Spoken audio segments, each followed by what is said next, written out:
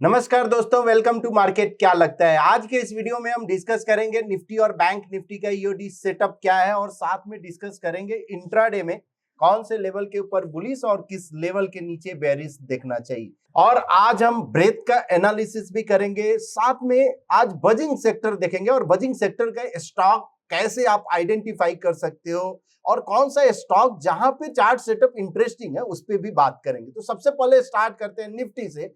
आज Nifty 34 point positive close दिया और बैंक निफ्टी 218 यानी 218 पॉइंट पॉजिटिव क्लोज दिया है। सो कहीं ना कहीं बैंक निफ्टी थोड़ा आउट परफॉर्म जरूर किया है आज निफ्टी को। सो क्या ये ट्रेंड जो है लास्ट 2-3 दिन से जो अपसाइड का ये कंटिन्यू रहेगा या यहाँ पे पॉज लेगा, ये थोड़ा चार्ट पे हम देखेंगे कि एनालाइज करने की कोशिश करेंगे कि यहाँ की क्या दिख रहा है।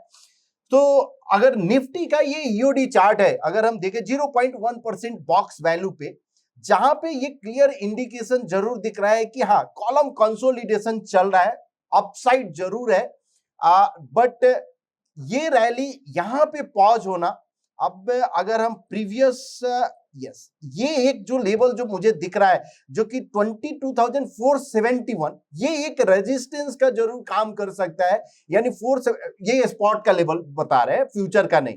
सो 471 पॉसिबिलिटी है एक पॉज ले और वहां से फिर से कॉलम चेंज हो, तो सॉर्ट ऑफ कॉलम कंसोलिडेशन।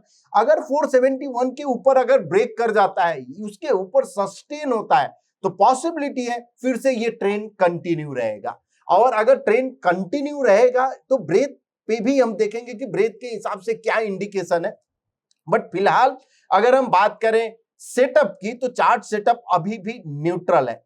अब निफ्टी बैंक की अगर हम बात करते हैं तो निफ्टी बैंक के लिए जो हम बॉक्स साइज यूज करते हैं 0.15%, और यहाँ पे यस कॉलम ऑफ एक्स में है, यहाँ सेटअप जरूर न्यूट्रल है, रिस्क रिवार्ड फेवरेबल अभी नहीं है। अगर आप फ्रेश पोजिशनल अगर ट्रेडर हो तो आपके लिए आपको वेट करना पड़ेगा एटलीस्ट फॉलो थ्रू का, या थोड़ा कॉलम कंसोलिडेशन होता है और उसके बाद अगर ब्रेकआउट होता है तो उसके लिए वेट कीजिए। लेकिन अगर आपने ऑलरेडी लॉन्ग हो, अगर आपका पोजीशन ऑलरेडी लॉन्ग है, तो आप पैटर्न फेलियर लेवल बिलो 47,040 ये लेवल आप नोट करके रखिए। इसके नीचे अगर जाता है तो एटलीस्ट लॉन्ग पोजीशन से आप एग्जिट हो जाइए। हाँ, ये जो एंकर पॉइंट आपको दिख रहा है, यहाँ एंकर पॉइंट इंडिकेट करता है कि इस एरिया में मैक्सिमम एक्स और ओ प्रिंट हुआ है। इसका मतलब क्या है कि ये पॉसिबल इस लेवल के ऊपर अगर प्राइस है तो ये इंडिकेशन दिखाता है कि यहाँ ये एंकर पॉइंट सपोर्ट का काम करेगा।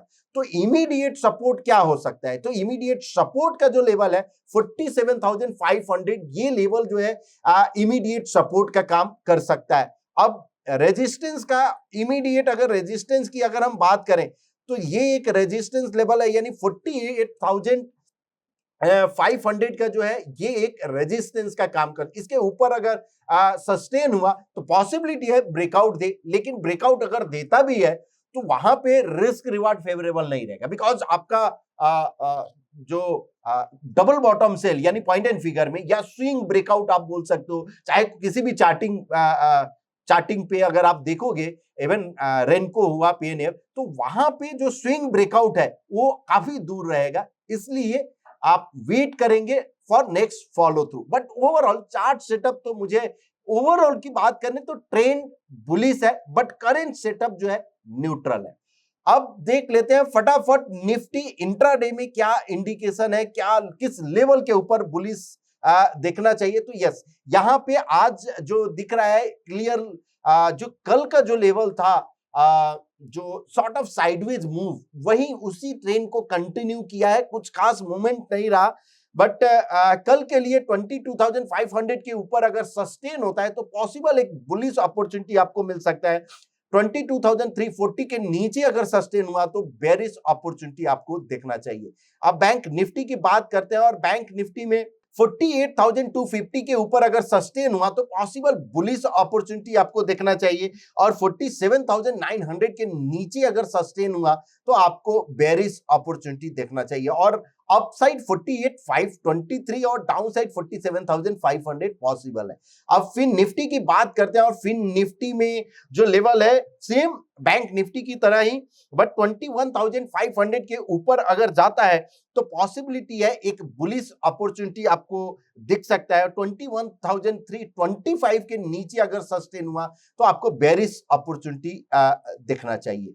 सेंसेक्स की बात करते हैं और यहां पे सेंसेक्स का जो लेवल है 74,100 के ऊपर अगर सस्टेन हुआ, इवन 115 के ऊपर यानी 74,115 के ऊपर अगर सस्टेन हुआ तो पॉसिबिलिटी है एक अपसाइड मूव आपको मिल सकता है। और 73,700 के नीचे अगर सस्टेन हुआ तो आपको बेरिश अपॉर्चुनिटी देखना चाहिए। अब बात करते हैं गोल्ड का और गोल्ड यस यहाँ पे एक बड़े ट्रेंड के बाद थोड़ा विपसॉ जरूर दिया, बट क्या ट्रेंड ये कंटिन्यू रहेगा, डाउनसाइड का कंटिन्यू रहेगा? ये अभी अगर लेवल की बात करें तो 71,200 के ऊपर अगर सस्टेन हुआ तो पॉसिबिलिटी है एक अपसाइड मूव आपको फिर से मिले, और अगर अपसाइड मूव मिलता है तो ये 71,900 और 72,671 तक जा सकता है।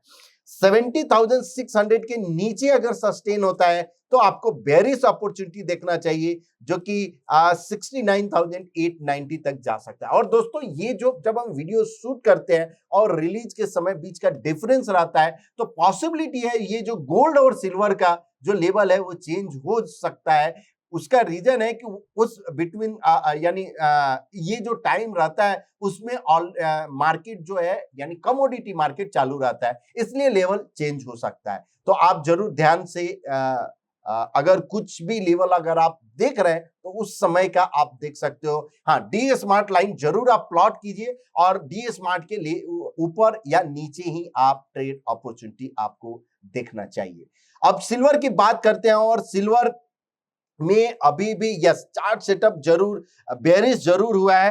तो 81,100 के ऊपर अगर सस्टेन होता है तो बुलिश अपॉर्चुनिटी, और 80,100 के नीचे आपको बेरिश अपॉर्चुनिटी देखना चाहिए। तो ये रहा intraday level Nifty, bank Nifty, fin Nifty और सेंसेक्स, गोल्ड एंड सिल्वर का। अब बात करते हैं ऑल एसेट क्लास क्या इंडिकेट कर रहा है। तो यहाँ पे यस उसके पहले हम आएंगे इसमें, लेकिन ऑल एसेट क्लास सबसे पहले देखते हैं। यस ऑल एसेट क्लास अभी भी अंडर परफॉर्म कर रहा है। तो जब भी अगर ये अंडर परफॉर्मेंस अगर कंटिन्यू रहता है तो हमेशा हम कल भी बोले, परसों भी बोले कि ये इक्विटी के लिए एक गुड साइन है, इक्विटी के लिए यानी निफ्टी के लिए एक अच्छा साइन है। तो अगर ये डी स्मार्ट लाइन के नीचे गोल्ड भी अगर चला जाता है यानी आरएस चार्ट, तो ये क्या और कंफर्मेशन होगा कि इक्विटी में आपको बने रहना चाहिए, इक्विटी में बहुत जल्दबाजी नहीं करो, और पॉसिबिलिटी है कि यहां से आउट परफॉर्मेंस और कंटिन्यू रहे। लेकिन अगर ये अंडर आउट परफॉर्मेंस पे यहां पे स्टार्ट हो जाता है अदर एसेट क्लास में तो ये एक बैड साइन रहेगा फॉर इक्विटी मार्केट। तो इसलिए हम डेली बात करते रहेंगे, अगर अंडर आउट परफॉर्मेंस स्टार्ट होता है तो हम जरूर इंडिकेट करेंगे कि पॉसिबिलिटी है अब इक्विटी थोड़ा साइडवेज या थोड़ा करेक्शन उस साइड आपको दिख सकता है। अब ओपन इंटरेस्ट के हिसाब से अगर हम देखें तो रिसेंटली 22,500 ये एक मेजर रेजिस्टेंस है। 22,500 के ऊपर थोड़ा जाना कल के लिए, बिकॉज कल एक्सपायरी भी है और 25 का, तो इसलिए 22,500 के ऊपर थोड़ा मुश्किल दिख रहा है डाटा के हिसाब से। और डाउन साइड जो है 22,300 और 400 ये सब है, तो डाउन साइड तो है यानी 300 400 भी आ सकता है, 100 और 200 पॉइंट का। बट कल एग्जैक्टली यानी 10-11 बजे के समझ आ जाता है 10 बजे कि क्या हिंट दे रहा है ओआई के हिसाब से जब एक्सपायरी होगा। बट फिलहाल 22,500 रेजिस्टेंस दिख रहा है। अब बजिंग सेक्टर की बात करते हैं और यहां पे आर जोन में हम जाएंगे और बजिंग सेक्टर के पहले ब्रेथ चार्ट देखना जरूरी है कि क्या ब्रेथ जो है निफ्टी ऊपर गया है या जो अपसाइड गया है उसमें पार्टिसिपेशन हुआ है या नहीं। तो यहाँ पे निफ्टी 50 का हम चार्ट प्लॉट करते हैं, ब्रेथ चार्ट। और अगर आप देख रहे होंगे तो कल जो है, कल ही परसों यस क्रॉसओवर तो जरूर हो गया है निफ्टी 50 में। जब क्रॉसओवर हुआ है तो ये जरूर हिंट देता है, अभी यहाँ पे 30 और 40 यानी ब्रेथ आज भी ऊपर गया, इसका मतलब क्या है कि पार्टिसिपेशन तो है भैया, इसमें कोई डाउट नहीं है। यानी वीकनेस नहीं, बहुत ज्यादा वीकनेस नहीं दिख रहा है। हो सकता है कि कॉलम कंसोलिडेशन में 100 पॉइंट 150 पॉइंट थोड़ा डाउन हो, लेकिन स्ट्रेंथ आज शो किया है। तो अनदर वे भी हो सकता है कि अपसाइड के लिए तैयारी कर रहा है, बट ओवरऑल देखिए ब्रेथ के हिसाब से स्ट्रेंथ है करंट मूव में। अब अगर यहां पे निफ्टी 450 का अगर हम एक बार देख लेते हैं और निफ्टी 500 हम प्लॉट करते हैं, स्कैन करके देखते हैं कि इसका ब्रेथ क्या इंडिकेट कर रहा है। अगर हम देखें ब्रेथ का यानी 450 का ब्रेथ क्या इंडिकेट, यस, तो ये तो पहले ही आपका बुलिश क्रॉसओवर हो गया था, बेरिश क्रॉसओवर के बाद ये फॉल आया, बुलिश क्रॉसओवर के बाद ये ट्रेंड कंटिन्यू है, और यस यहाँ पे भी जो स्ट्रेंथ है कंटिन्यू है। तो पॉसिबिलिटी क्या मुझे दिख रही है कि 450 जो है यानी 450 जो निफ्टी 50 से बेटर है, आप जहां पे आउट परफॉर्मेंस कंटिन्यू है यानी आउट परफॉर्म कर रहा है उस सेक्टर पे आपको ध्यान देना चाहिए। तो उसके लिए हम एक बार जाते हैं और यहाँ पे सेव चार्ट में हम ऑल इंडेक्स अपॉन निफ्टी 50। अब दोस्तों अगर देखो निफ्टी 500 आउट परफॉर्मेंस आज कंटिन्यू किया, मिड स्मॉल और स्मॉल कैप, इसका मतलब क्या है कि स्मॉल कैप मिड कैप पे आपको ध्यान रखना चाहिए। जो भी सेक्टर जो भी स्टॉक स्मॉल कैप और मिड कैप में आउट परफॉर्म कर रहा है, ब्रेकआउट दे रहा है, उधर आपको नजर रखना चाहिए। यहां पे निफ्टी 500 भी ब्रेकआउट दिया है, तो पॉसिबिलिटी है निफ्टी 50 साइडवेज, बाकी सेक्टर थोड़ा चलते रहे, ये पॉसिबिलिटी है। तो अब बजिंग सेक्टर की बात करते हैं और यहां पे हम आर जोन में जाते हैं और ब्रेथ में गए, ब्रेथ स्कैनर, और इस पे डिफाइनेज सेक्टर इसलिए हमने सिलेक्ट किया कि जो स्मॉल सेक्टर, जो छोटे छोटे सेक्टर जो एनएसई के नहीं बने हैं, जैसे एग्रीकल्चर हुआ या बैटरीज हुआ या बेयरिंग हुआ, केबल हुआ, ये जो सेक्टर है छोटे छोटे जहां पे परफॉर्मेंस दिखता है, जहां पे स्टॉक काफी अच्छा आउट परफॉर्म, लेकिन उसका सेक्टर नहीं है। इसलिए आप अगर कोई ग्रुप अगर आप सिलेक्ट करते हो और अगेंस्ट निफ्टी 500 तो वो स्टॉक नहीं आते, इसलिए हमने ये ग्रुप बना के रखा है। अब ये ग्रुप स्कैन करके देखेंगे कहां पे बजिंग है, कौन सा सेक्टर बजिंग है, तो उस पे हम फिर नजर रखेंगे।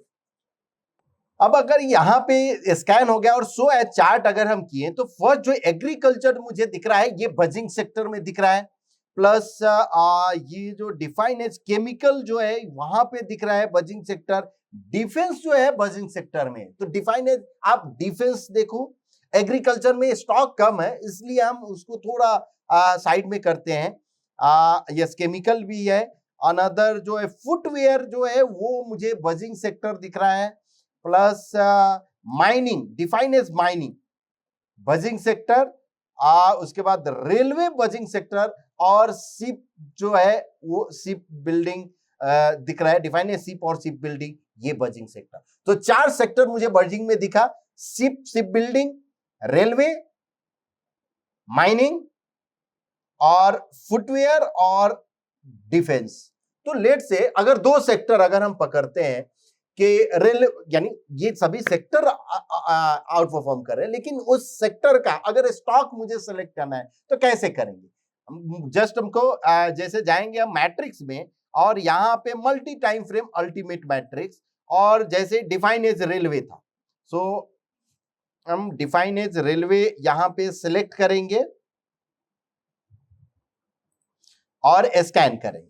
तो ये स्कैन कर कर बताएगा कि टोटल स्कोर में हाईएस्ट स्कोर क्या है। तो आरवीएनएल, बीएमएल, टेक्सरेल, रेलटेल, ये जो स्टॉक है ये सब आउट परफॉर्म कर रहे हैं, तो इस पे आपको नजर रखना चाहिए। आरवीएनएल का अगर हम चार्ट देखें, ये भी इंटरेस्टिंग चार्ट मुझे दिख रहा है, बीएमएल ठीक दिख रहा है, टेक्स रेल दिख रहा है, तो ये सभी स्टॉक पे आप नजर रख सकते हैं। अब इसका अगर आउट परफॉर्मर ये है, इसका एक और जो स्टॉक जो मुझे इंटरेस्टिंग दिखा है जो इस ग्रुप में ऐड नहीं है, बट इरकॉन जो मुझे चार्ट जो है काफी इंटरेस्टिंग दिखा है, इरकॉन रेलवे का, अब आप देखो 1% का अगर आप चार्ट देखो तो क्लियर अप ट्रेंड जब भी मूविंग एवरेज के नजदीक आता है, so this is moving average के नजदीक आया एक upside move, again moving average के नजदीक है अपसाइड मूव, फिर से मूविंग एवरेज के नजदीक आया तो पॉसिबिलिटी है एक अपसाइड मूव आए, प्लस 45 डिग्री ट्रेंड लाइन जो है ये भी ब्रेकआउट दिया है, ब्रेकआउट अभी नहीं दिया यानी देगा 293 368, ये इरकॉन मुझे इंटरेस्टिंग दिख रहा है। 215 जो है पैटर्न फेलियर लेवल है, अगर ये 245 के ऊपर अगर सस्टेन हुआ क्लोजिंग बेसिस पे तो पॉसिबिलिटी है एक इसमें मूव आ सकता है, तो इस पे आप नजर रखिए इरकॉन पे। उसके बाद रेलवे के जितने हम स्टॉक जो डिस्कस किए इस पे आप नजर रख सकते हो। जो आरवीएनएल और आरवीएनएल का एक बार चार्ट हम देख लेते हैं। यस, आरवीएनएल भी इंटरेस्टिंग दिख रहा है, मूविंग एवरेज के नजदीक सपोर्ट लेके सभी रेलवे स्टॉक शॉर्ट टर्म जो सिग्निफिकेंट जो मूविंग एवरेज है सिग्निफिकेंट सपोर्ट लिया है शॉर्ट टर्म मूविंग एवरेज के नजदीक और वहां से बाउंस दिया है, तो पॉसिबिलिटी तो है कि एक मूव आपको दिख सकता है रेलवे में। लेकिन ये यहाँ पे 45 डिग्री ट्रेंड लाइन यानी 290 के ऊपर अगर 290 के ऊपर अगर निकलता है तो पॉसिबिलिटी है एक अच्छा खासा इसमें मूव दिख के, तो इस पे आप नजर रखिए। वैसे ही अगर हम डिफेंस की बात करते हैं तो डिफाइन इज डिफेंस और इसको स्कैन करते हैं तो यहाँ पे 17 स्टॉक है और every 17 stock one stock divided by another stock और उसके बाद जो स्कोर आता है उसके बेस पे, तो यहाँ पे बीडीएल कोचिन शिपयार्ड अगर याद होगा तो कल हमने कवर भी किया था कि कोचिन शिपयार्ड पे नजर रखिए जो आरएस पे आया था, इवन जीआरएसी भी आया था मुझे याद है, यस जीआरएसी एचएएल ये सब पारस ये सभी स्टॉक पे आप नजर रख सकते हो। मैचडॉग ये भी ये स्टॉक काफी इंटरेस्टिंग दिख रहा है, तो ये जो है डिफेंस स्टॉक, तो आपको समझ आया कि कैसे बजिंग सेक्टर सिलेक्ट करना है और साथ में उस बजिंग सेक्टर का स्टॉक कैसे सिलेक्ट करना है। अब स्टॉक अगर सिलेक्ट करना है, अगर लेट से बीडीएल का चार्ट हम एक बार देखते हैं कि बीडीएल का अगर मान लो ये मेरे लिए अफोर्डेबल नहीं है तो wait for the next follow through, otherwise या तो हम दूसरा कोई स्टॉक जैसे कोचिन शिपयार्ड हम देखेंगे या जीआरएसी देखेंगे या एचएएल जो है, अगर एचएएल में मोमेंटम है तो एचएएल देखेंगे। तो इस तरह से रिस्क रिवार्ड भी देखना बहुत जरूरी है because overall you are going to trade at price chart, because ये सब सिलेक्शन हो गया लेकिन प्राइस चार्ट पे ट्रेड करें और जब प्राइस चार्ट में जो आपका पैटर्न फेलियर लेवल है ये बहुत जरूरी है ध्यान में रखना कि क्या मेरे पॉकेट में बैठता है वो रिस्क कि नहीं, अगर नहीं है तो will wait for the next stock और नेक्स्ट सिग्नल। सो होप आपको ये वीडियो पसंद आया होगा, अगर पसंद आया तो प्लीज अपने दोस्तों के बीच शेयर कीजिए, लाइक कीजिए एंड कमेंट कीजिए। Thank you so much.